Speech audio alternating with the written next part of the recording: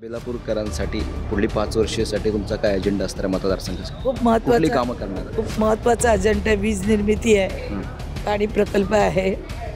आजच औचित्याचा मुद्दा दिला तर पाणी प्रकल्पावर बोलणार आहे. त्याच्यानंतर खूप आहेत, मोठे मोठे प्रोजेक्ट आहेत माझे. हॉस्पिटल मेडिकल कॉलेज येतं, आता भूमिपूजन आहे. महाराष्ट्र भवनमध्ये JT विजन झालं माझं. स्मार्ट विलेज चालू आहेत. खूप काम आहेत. काम करणाऱ्याला खूप काम असतात. ज्याला कामच करायचं नसतं त्याला भान असतो. भारतीय जनता पार्टीचे आमदार मंदा म्हात्रे आपल्यासोबत आहेत. मॅडम, महायुतीचं सरकार राज्यामध्ये आलेलं आहे. अधिवेशनाचा आजचा शेवटचा दिवस आहे. तुम्हाला काय वाटतं, महायुती सरकारकडनं महाराष्ट्रातील जनतेच्या कोणत्या अपेक्षा पूर्ण होतील? महाराष्ट्राच्या जनतेच्या अनेक अपेक्षा प्रलंबित आहेत. पहिले म्हणायला लागलं तर शेतकऱ्यांचा प्रश्न जो असेल, आता शेतकऱ्यांसाठी माननीय मुख्यमंत्री देवेंद्रजी फडणवीस साहेबांनी घोषणा केलेलं की विजेचं बिल शेतकऱ्यांना लावलं जाणार नाही. अतिशय चांगला निर्णय घेतलेला आहे. पण आज या राज्याला जर खऱ्या अर्थाने जर पाहायचं असेल तर आपण शेतकऱ्यांनाही तितक्याच पद्धतीने मदत करायला पाहिजे. मी जरी ग्रामीण भागातून निवडून आलेली नसली, मी जरी शहरातून आलेली असली, पण शहराच्यापेक्षा ज्यावेळी आम्ही आपल्या चॅनलच्या माध्यमातून शेतकऱ्यांचे प्रश्न, पावसाळी अवकाळी पाऊस पडल्यावर त्यांच्या शेतीचं होणारं नुकसान, बी बियाण्याचं नुकसान, त्यावेळी असं वाईट वाटतं की महाराष्ट्र शेतकरी जिवंत राहिला तर आपण जिवंत राहू.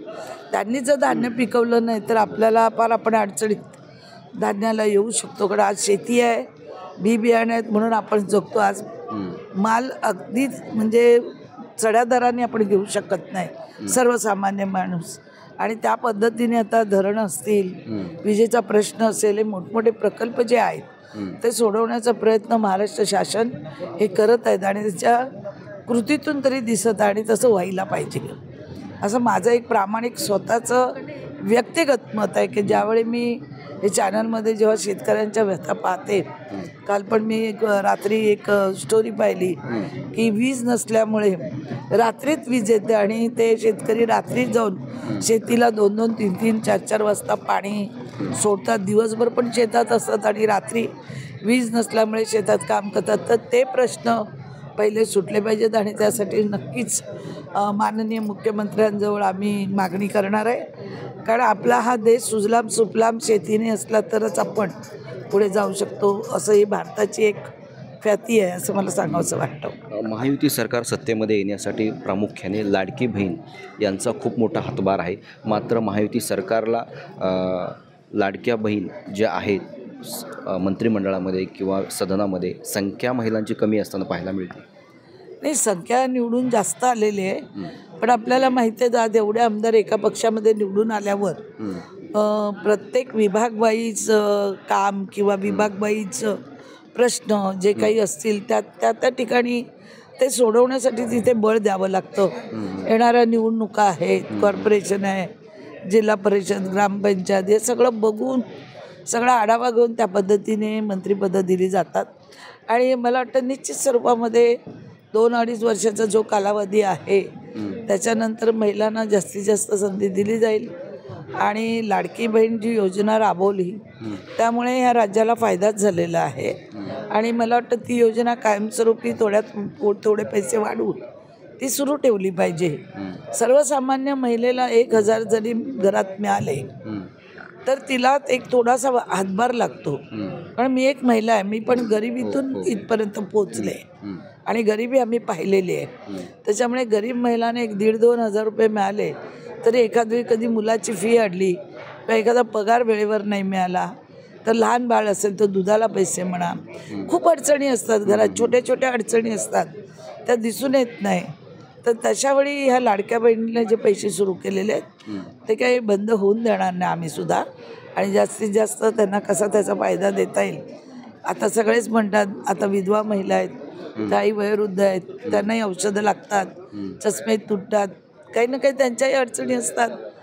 मुलं पैसे देत नसतात, कधी ते एकट्या राहत असतात, तर त्यांनाही काहीतरी देण्यात. आपण काही सगळं फुकट मागतो अशातला भाग नाही.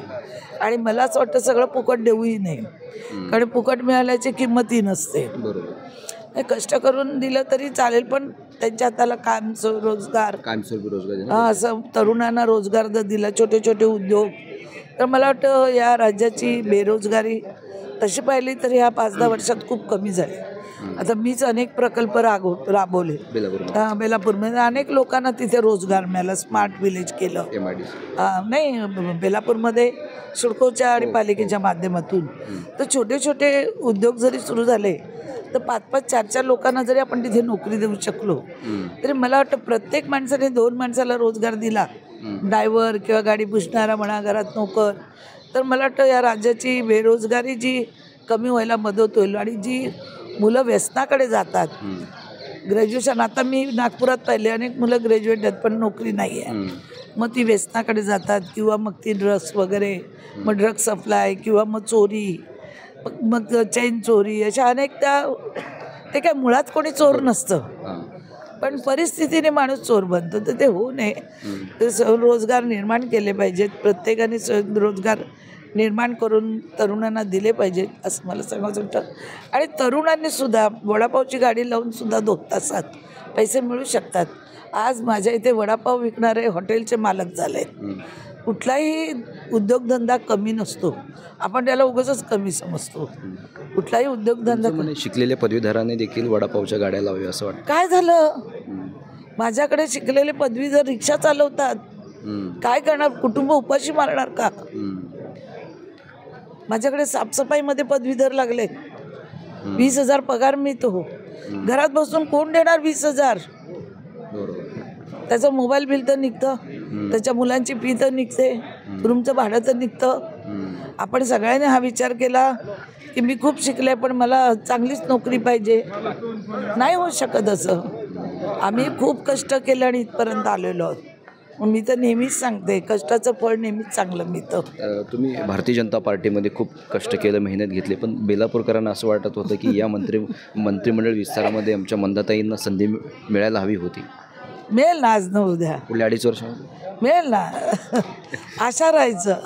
माझा शेवटचा प्रश्न आहे, बेलापूरकरांसाठी पुढली 5 वर्षासाठी तुमचा काय अजेंडा असणार आहे मतदारसंघासाठी? खूप महत्त्वाचं कामं करणार? खूप महत्त्वाचा अजेंडा आहे. वीज निर्मिती आहे, पाणी प्रकल्प आहे. आजच औचित्याचा मुद्दा दिला तर पाणी प्रकल्पावर बोलणार आहे.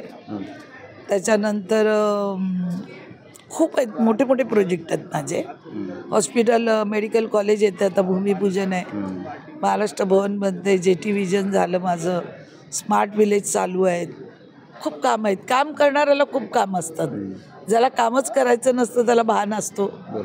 आणि मला वाटतं मंत्रालयात चांगली कामं होतात, त्याला पाठपुरावा करायला पाहिजे. तरी विरोधक रोज आंदोलन करते विधिमंडळाच्या पायऱ्यावरती. काम आहे त्यांचं, तो त्यांचं हक्क आहे विरोधकांचा, आणि त्यांनी नाही केलं तर मग विरोधी पार्टी संपून जाईल ना. नक्कीच. हे होत्या भारतीय जनता पार्टीचे आमदार मंदा म्हात्रे. मी गुणवंत दांगा, DRV न्यूज, मुंबई.